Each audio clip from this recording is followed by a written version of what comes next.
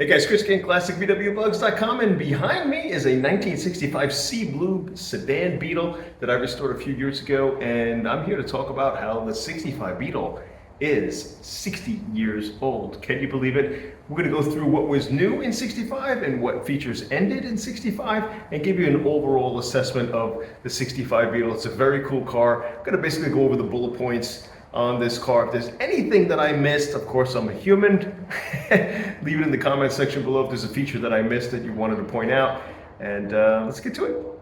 All right, so here we are, and I gotta say the 65 Beetle, the stance of a 65 is very, very nice. Now, right out the gate, the 65, what changed? The first thing I can tell you is the windows changed.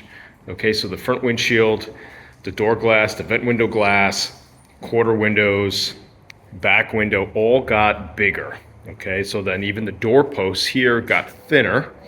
Okay, it's the first year too where the glass has a slight bow in it. It's not completely flat like it was in 64. So a lot of times, you know, if you break a glass like this, you can't go to your local, well, maybe you can, but at least for us, we couldn't go to our local glass shop to have a new glass cut.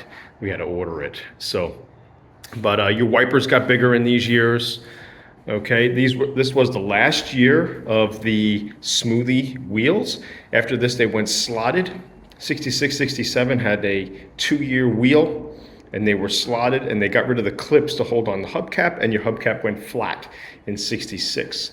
So that is that's interesting there. I love the smoothies, so this is the only year really with the smoothie wheel and the bigger windows and such.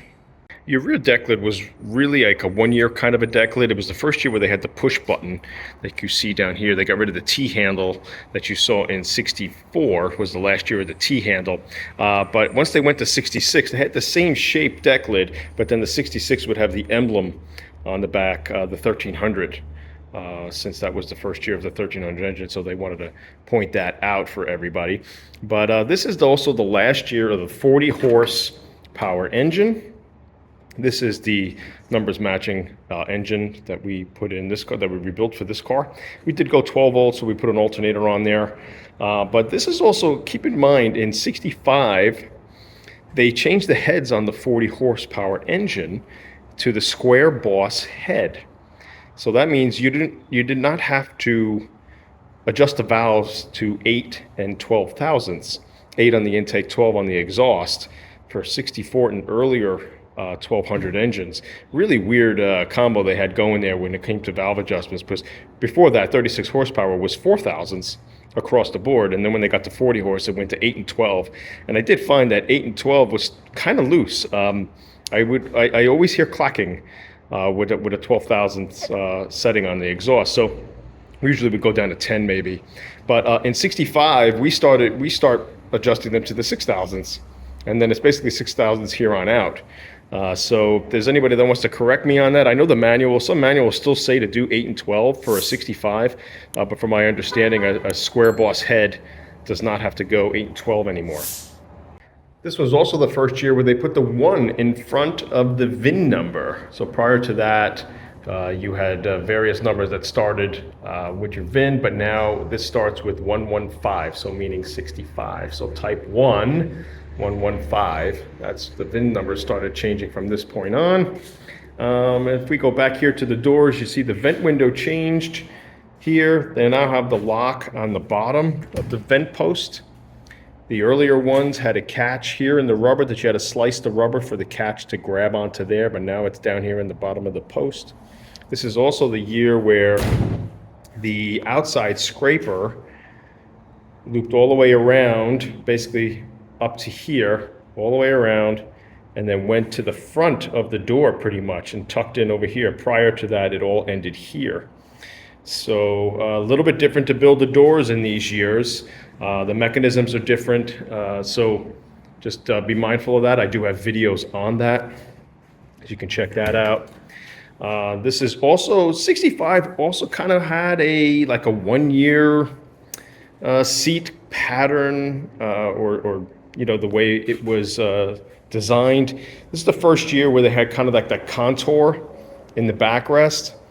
Now, originally they would have had, this is all correct, it was the wrap over at this point. It was the first year where they went with the wrap over the backrest, or earlier before that, it would always go in, the piping was going in front.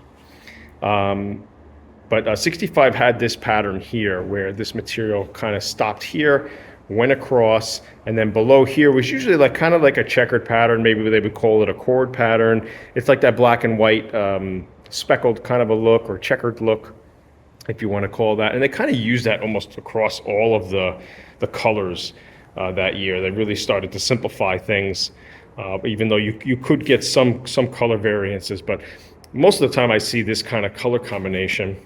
And it was similar here with the door panels too. So this is also the last year where you had the ivory steering wheel, or the light gray or off-white steering wheel with the off-white steering column. The turn signal lever was also off-white. You still also had the ivory or so-called off-white knobs there, along with the escutcheons that go on the door panels, that kind of thing. Your shifter and e-brake had the light gray tone. That was the last year of that. After that, it went black. Steering wheel went black in 66. Steering column went black. Turn signal switch went black in 66. Seat frames went black. This is also last year of the light colored seat frames. And of course, you had the 1 year only seat pattern in 65. So yeah, very interesting. This is also the first year where they went to the heater levers by the e-brake. It used to be a knob up by the shifter, if you remember that. But these levers actually gave you some better heat. Actually had more throw with the cable, and you were able to pull those arms on the heat boxes a little bit better. So get more heat flow to come into the cabin. And if you do set up the heat correctly in a Beetle in this time frame, you get a good amount of heat. That little outlet right there can sometimes burn your leg if the heat is hooked up all correctly. And of course, if it's hooked up right, you get the defrost that comes up through here. So, but yeah, this is the 65 dash. This is what everything should look like pretty much. This is your straight horn button as well, like you see here. Then they went back to the D-ring later on. So I got my parcel shelf down there. You still got the VDO fuel gauge.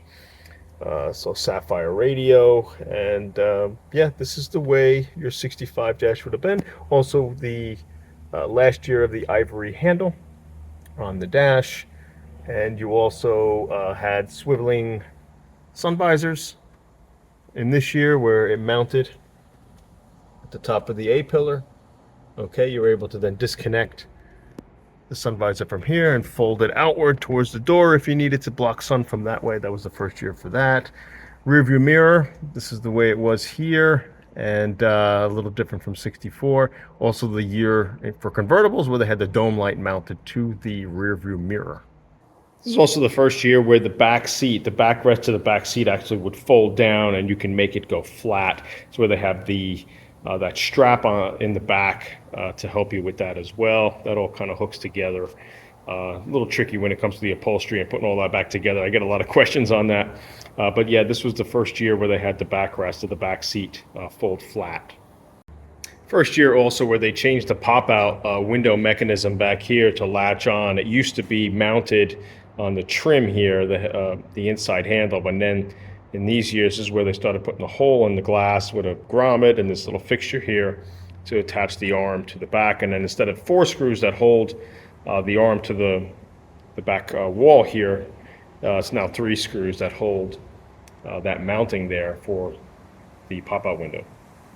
So the 1965 Beetle is 60 years old. Holy cow, where's the time gone? I remember just 10 years ago or so when I had an oval window and I was calling that 60 years old. And I couldn't believe it. I was like, holy cow, 60 years old. But now like a 60s model Beetle is 60 years old. 1965 Beetle. Sea blue, one of my favorite colors. This is 66 was the last year of sea blue. It was one of their better colors for sure. It just screams bug. And whenever you go driving in a sea blue Beetle, gosh, people just turn their heads and just want to come up and talk to you because it's such a friendly, fun color. I love this car very much. It's a very, very cool car. So 65 Beetle has some nice little one-year features and last of some things, new for some other things.